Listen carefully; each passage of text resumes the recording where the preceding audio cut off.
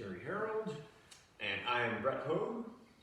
We are both professors at Oakland University in Rochester, Michigan. And we're both, as it turns out, guitar players. And we want to talk about the blues.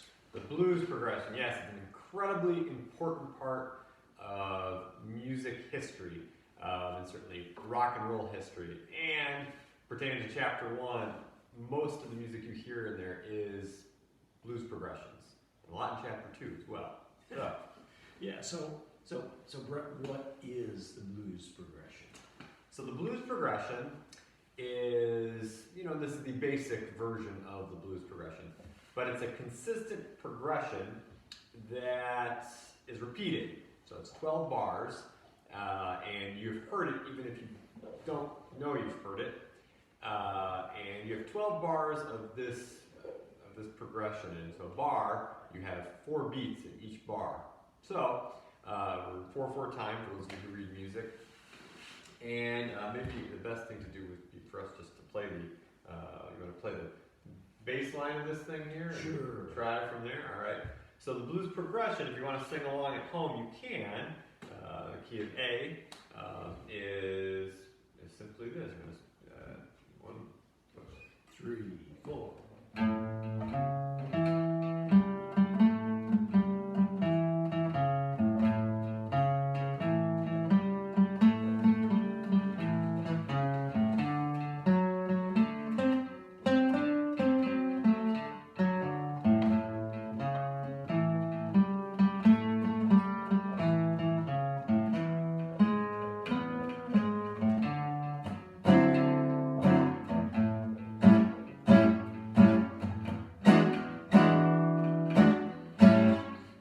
So that was one 12-bar blues progression, and you can do that for as long as you want.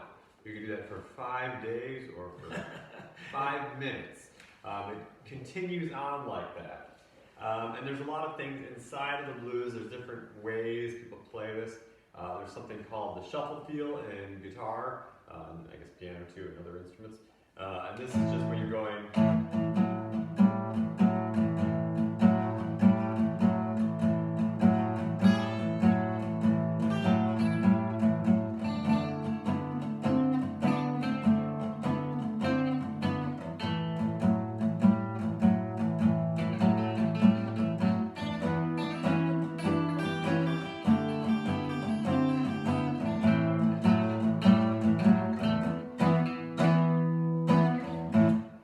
So again, that was one bar of that. Jazz people extended some of the harmonies to make this a little bit more interesting here. So I'm going to play one more version of it here. Okay. Sorry, so 1, 2, 3, 4, and.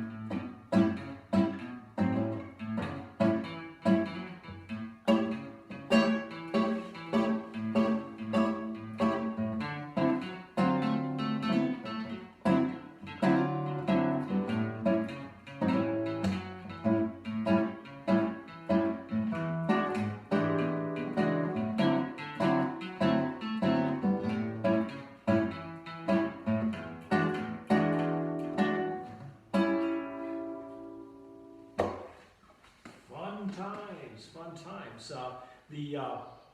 The blues progression is an implied accompaniment. It came from a vocal tradition, and the songs,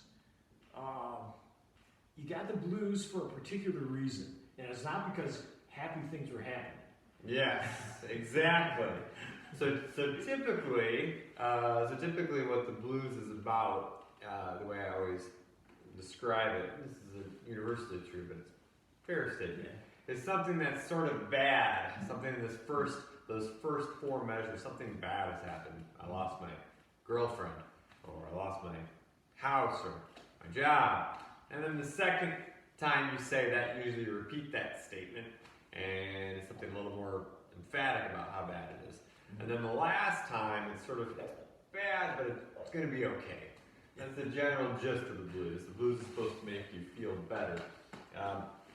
And it has its roots in basically African American traditions in America. There's field holler songs, which are in the book, they're talking about there, and call and response things, and even some people have said some of the black church experiences being involved with making of the blues. So yeah. Yeah. So I guess when it got into jazz, like you were saying, it became much more expansive harmonies. So the chords got more and more complex. So that if you listen to a contemporary jazz, if it's fusion jazz or any of the more modern versions, you might not even recognize it as a blues progression, right? Yep, absolutely. Yeah, sometimes it has become such a, just like in classical music or like anything else, the form has become so used that it's almost something that you understand is there, like sonata form, or like some other traditions that are sort of baked into the tradition of music. I think blues is like that. So yeah. Okay, now the notes, the melody notes that are sung to these progressions. There's a particular scale that is the basis of it. We call it pentatonic. Penta meaning 5, so it's a 5-note scale. Again, this is really out of the African tradition, and a lot of the African balophone tradition is a 5-note marimba, and that was just carried to America, and it's in the black tradition. The 5 notes that we use are not exactly the same as the African tradition because of our tuning, but the 5 notes, it's just A,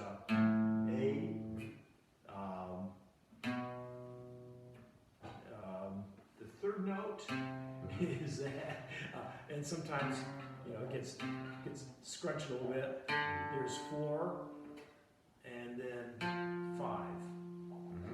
So, and if you play it, and within that, you have all sorts of freedom to add embellishments. So you could instead of just doing that note, you could and sometimes that's called the blues note when you bend those. Yeah, and that was actually used as a pejorative, right? The blue notes was something that someone was making a mistake. But sort of this tradition, when you bend a note or that's part of the trying to sound like a singer.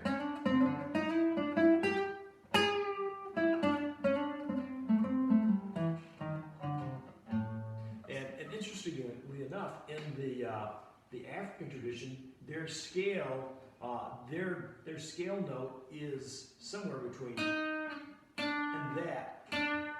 So if you get right in between, that's actually going back hundreds of years to the African modal tradition.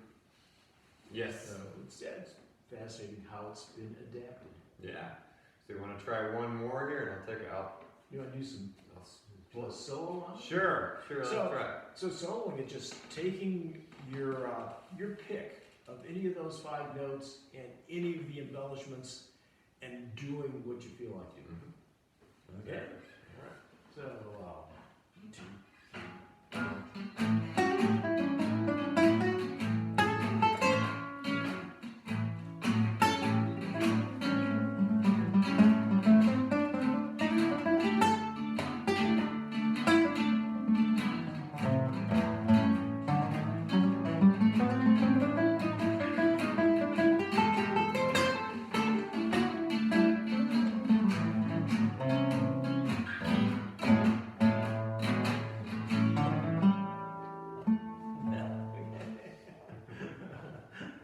Nice solo. Exactly. Okay. Well, hey, we've got more of these coming, so hope to see you again soon.